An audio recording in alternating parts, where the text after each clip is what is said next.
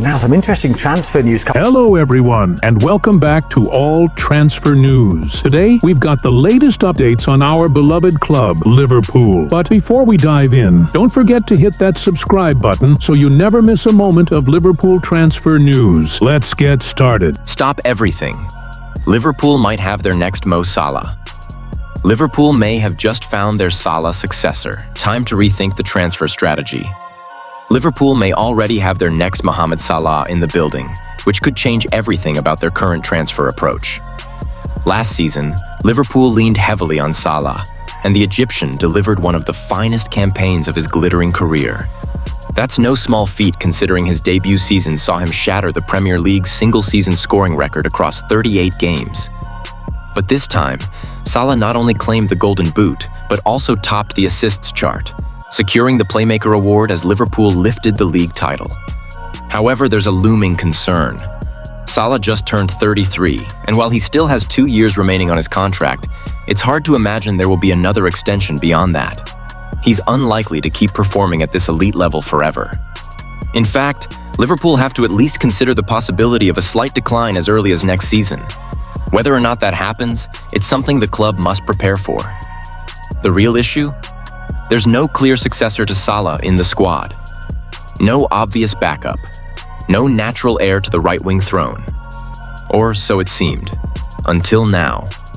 Harvey Elliott made headlines after a standout performance for England's U21 side on Thursday, scoring twice to propel them into the UEFA U21 European Championship final.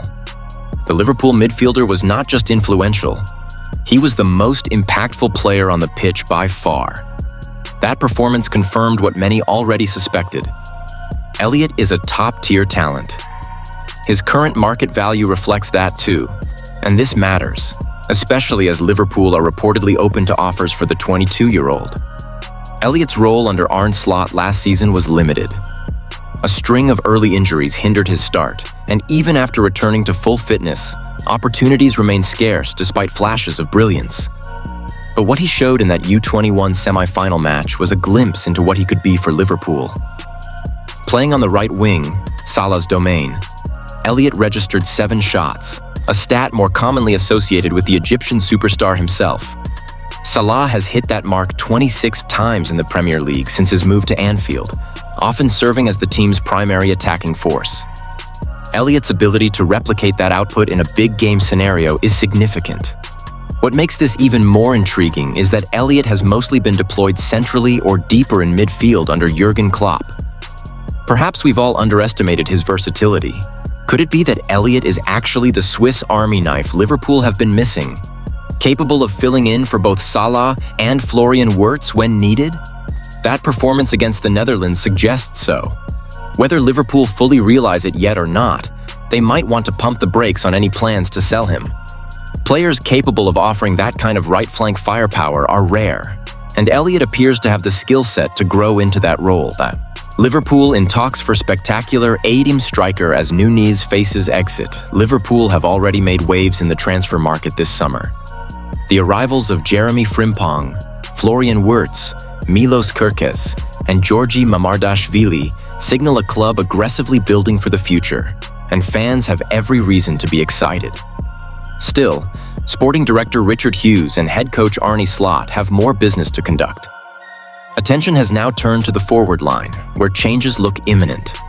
Darwin Núñez, who hasn't quite won over Slot, is edging closer to a potential move to Napoli, provided the two clubs can align on terms. Diogo Jota's future is also uncertain. The injury-plagued Portuguese forward is under contract until 2027, but Liverpool may decide now is the right time to cash in. Given their nearly £200 million investment in incoming players, Liverpool will need to balance the books with some notable sales.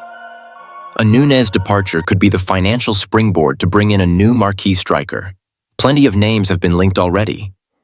Alexander Isak, Hugo Ekitike, Victor Osimhen, and João Pedro among them. Now one more name is being added to that shortlist, Victor Gyökeres. According to a fresh report from Correio da Manhã, Liverpool have joined the hunt for the Swedish forward, who is keen to leave Sporting CP. The Portuguese champions have already rebuffed an offer from Arsenal, and Gyökeres is said to be disheartened by the delay in securing a move. Sporting are holding firm at a valuation of $80 million for the 27-year-old striker. While Liverpool are reportedly unwilling to meet that price outright, context is important. With Isak's valuation exceeding £100 million, Gyökeres's price tag could soon seem quite reasonable, especially for a player who netted a staggering 39 goals in 33 league appearances last season. Is Gyökeres the final piece in... Manchester United warned over new signings as club legend speaks out. Manchester United are making serious moves in the summer transfer window, with Matheus Cunha already through the door and Bryan Mbeumo reportedly not far behind. But amid the buzz, a club legend has stepped in to offer a timely warning to both stars. Former United midfielder Paul Ince has praised the ambition shown in these transfer deals, but insists it's not just about talent on the pitch, it's about mental strength and character. Speaking to Old Trafford Insider, Ince emphasized, "At a club like United, it's not just about what you do with the ball, it's about what goes on between your ears." Let's dive in. Cunha and Mbeumo move closer to Old Trafford. But pressure comes with the badge. Manchester United have already secured the signing of Matheus Cunha from Wolves for $62.5 million, and now they're closing in on Brentford's Bryan Mbeumo with a second bid reportedly exceeding $60 million. The Cameroonian forward enjoyed a stellar season, netting 20 Premier League goals, a tally bettered only by Mohamed Salah, Alexander Isak, and Erling Haaland. If United can finalize the deal, Mbeumo would become the second major attacking arrival this summer. But Paul Ince says the pair need more than just goals and assists to thrive at Old Trafford. Paul Ince sounds the alarm. Talent alone isn't enough, speaking ahead of the Manchester Rife Don't Miss Challenge, which gives fans the chance to win $50,000 by attempting to break the world record for the longest putt. Ince didn't hold back when discussing United's recruitment strategy over the last decade. Let's be honest, recruitment at United has been below standard for years, he said. You can't keep switching managers and expect continuity. It's chaotic, and the wrong people have been making big decisions. But with Jason Wilcox now involved behind the scenes, Ince believes there may finally be a turning point. Still, he warned that Cunha and Mbeumo must be mentally prepared for the unique demands of playing for Manchester United. You need a certain mentality to play for this club.